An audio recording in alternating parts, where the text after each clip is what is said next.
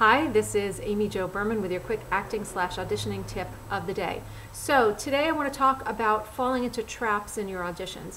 There are certain kinds of auditions that have built-in traps, and the problem is that as a casting director, I see them really easily, and as an actor, you don't. So I'm going to give you, a little peek inside my casting director brain, and save you the trouble of doing a bad, obvious audition, and give you a way in to do a very interesting, unique, and layered audition.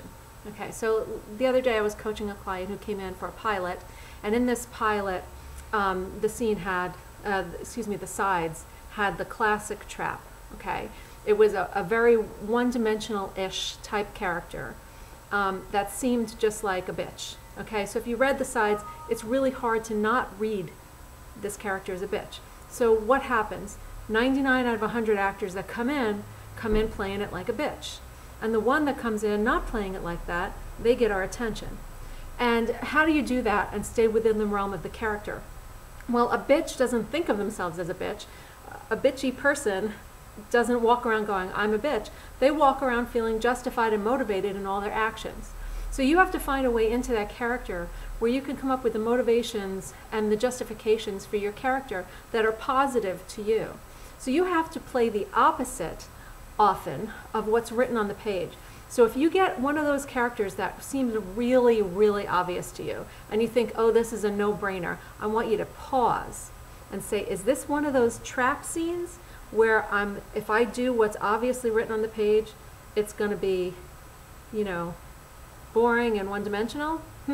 Just stop and think, how can I make this layered and interesting? How can I play the opposite of what's written on the page and still be authentic to the scene? So an example of what I mean by playing the opposite is sometimes you'll see a line where somebody is saying something in a very angry way, and most people will come in and they'll yell when something is angry. But if you come in and you can be, do you ever get so angry that you're like, I can't believe you just said that, or you laugh, you're like, oh my God, that is the craziest thing I ever heard, whatever it is. Your angry reaction is opposite. It's different than just yelling because you're mad. And I know I'm really boiling this down to be really simple, and obviously working in a coaching one-on-one, I could really get this across better. But what I really want you to take away from this is you need to find a way to play the opposite of what's written on the page and to come up with different levels. Even if the page is just purely one level, it just makes your job harder. You must find a different layer to this character beyond just that one thing. You have to build the scene, even if it's like this scene was a page and a half that I was coaching her on yesterday. It was a page and a half of bitchy.